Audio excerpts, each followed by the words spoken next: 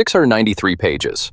One document, written by the CIA about the CIA and handed to its own bosses in 1973 like a confession nobody asked for. Somewhere in here is a sentence about a poison pill that still doesn't fully add up. The archive is open. Tonight, one file only, the CIA's own list of its worst-kept secrets, known to history as the family jewels. May 16, 1973, the Director of Security sits down to write a memo to his own management committee. He's not bragging, he's warning them. Read it. The purpose of this memorandum is to forward for your personal review summaries of activities conducted either by or under the sponsorship of the Office of Security in the past, which in my opinion conflict with the provisions of the National Security Act of 1947.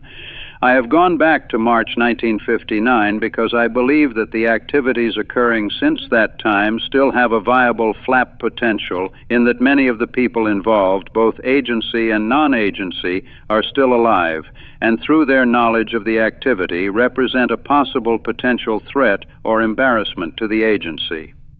Page 12. The warning becomes a case study. 1960, the CIA's own security office goes looking for gangsters. Not metaphorically, actual mob. The target, Fidel Castro. The middleman, a Las Vegas fixer named Johnny Roselli.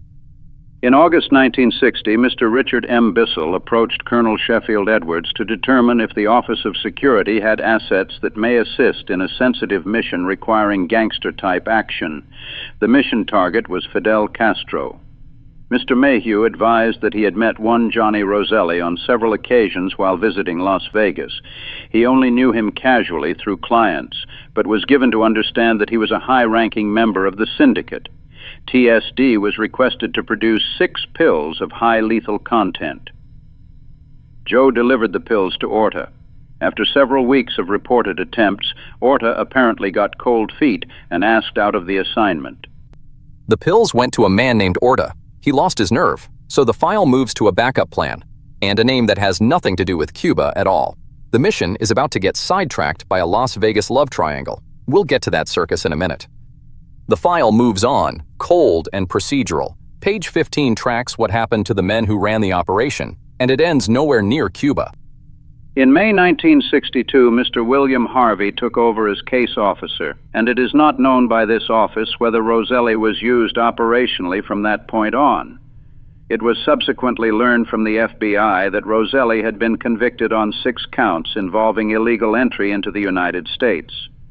On 2 December 1968, Roselli, along with 4 other individuals, was convicted of conspiracy to cheat members of the Friars Club of $400,000 in a rigged gin-rummy game. The agency's hitman ends up doing time over a card game, and a decade later, none of this was supposed to see daylight, until a reporter got there first. Page 18, The Washington Post, January 1971. Flap potential. That's the phrase. Not crime, not illegal. A flap. A few pages in, the file names the mission that could cause the biggest flap of all, killing Fidel Castro, with help from the mob. The pitch itself is on the record. Date, hotel, everyone in the room named. Page 13 lays out the moment Roselli went from casual contact to co-conspirator and how the money got waved off entirely. The pitch was made to Roselli on 14 September 1960 at the Hilton Plaza Hotel, New York City. Mr. James O'Connell, Office of Security, was present during this meeting and was identified to Roselli as an employee of Mayhew. O'Connell actively served as Roselli's contact until May 1962, at which time he phased out due to an overseas assignment. His initial reaction was to avoid getting involved, but through Mayhew's persuasion, he agreed to introduce him to a friend, Sam Gold, who knew the Cuban crowd. Roselli made it clear he did not want any money for his part and believed Sam would feel the same way. Neither of these individuals were ever paid out of agency funds. That was September. By the week of the 25th, Mayhew had his man checked into the Fontainebleau with a courier on standby. $150,000, they told Roselli, from businessmen losing money in Cuba. Not a word about Washington. He agreed anyway, and introduced them to a man he called Sam Gold. Roselli never disappears from the file. Harvey inherits him as an asset. The wiretap arrest gets buried at the agency's request, and years later, the debts of the operation come due in ways nobody in that hotel room could have predicted. On 7th of February 1962, the Director of Security briefed the Attorney General, Robert Kennedy, on the circumstances leading up to Mayhew's involvement in the wiretap. At our request, prosecution was dropped. In May 1962, Mr. William Harvey took over as case officer, and it is not known by this office whether Roselli was used operationally from that point on. The agency's protection had limits. By 1968, Roselli's own world catches up with him. Deportation proceedings, a rigged card game at the Friars Club, and a man who still believed loyalty ran both ways. It was several weeks after his meeting with Sam and Joe, who was identified to him as a courier operating between Havana and Miami, that he saw photographs of these individuals in the Sunday supplemental parade. They were identified as Momo Salvatore Giancana and Santos Traficant, respectively. Both were on the list of the Attorney General's 10 most wanted men.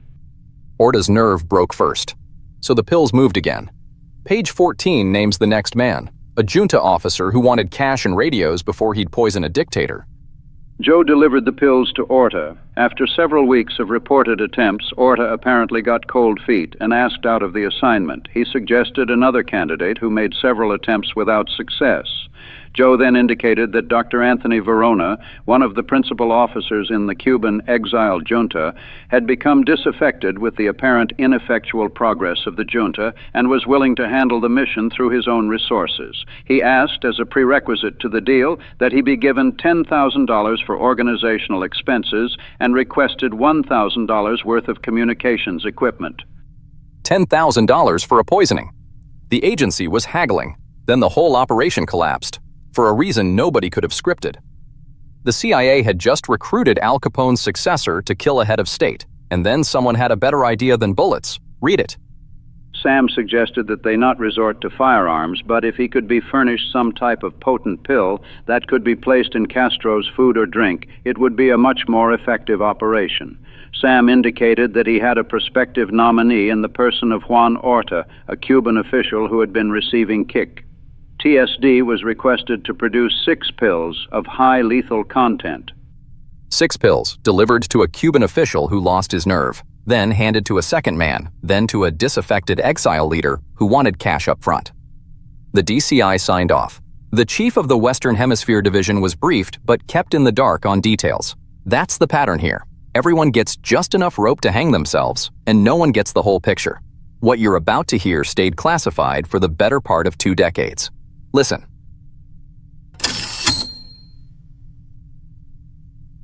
Dr. Verona's potential was never fully exploited, as the project was canceled shortly after the Bay of Pigs episode. Verona was advised that the offer was withdrawn and the pills were retrieved. The pills were retrieved, 6 lethal doses checked back in like library books. Nobody explains where they went next. That's the mission everyone remembers, but the same office that ran the poison pills also had a jealous mobster's love life on its books, straight from the folder.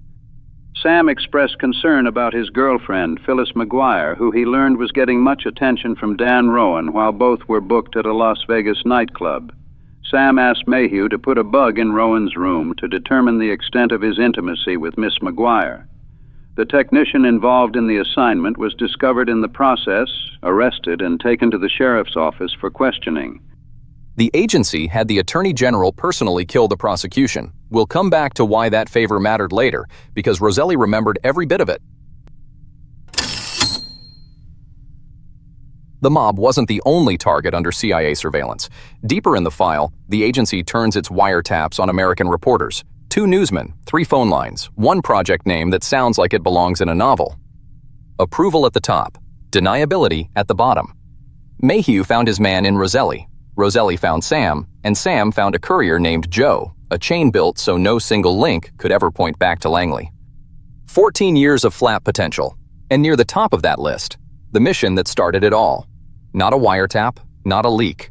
An assassination contract approved at the highest level, built specifically to keep Washington's fingerprints off it. Project Mockingbird, a telephone intercept activity, was conducted between 12 March 1963 and 15 June 1963 and targeted two Washington-based newsmen who, at the time, had been publishing news articles based on and frequently quoting classified materials of this agency and others, including top secret and special intelligence. It worked too well. The wiretaps didn't just catch two reporters, they mapped Washington's entire leak network. Read it. It was determined that during the period they received data from 13 newsmen, 12 of whom were identified, 12 senators and 6 members of Congress, all identified, 21 congressional staff members, of whom 11 were identified, 16 government employees, including a staff member of the White House, members of the Vice President's office, an Assistant Attorney General, and other well-placed individuals.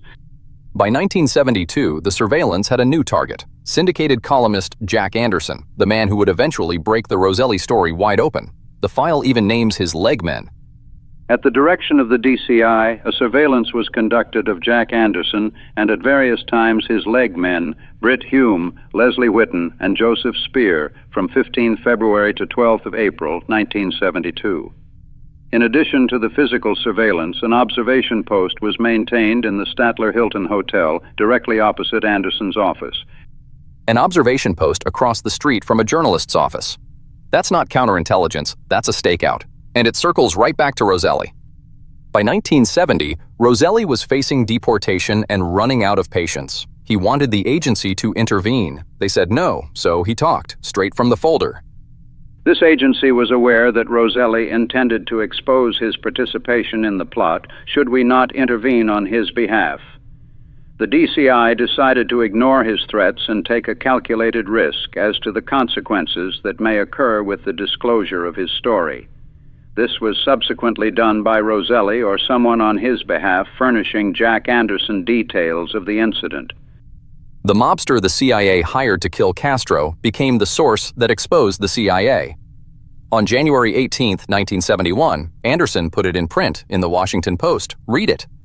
Locked in the darkest recesses of the Central Intelligence Agency is the story of 6 assassination attempts against Fidel Castro. For 10 years, only a few key people have known the terrible secret. They have sworn never to talk. Yet we have learned the details from sources whose credibility are beyond question.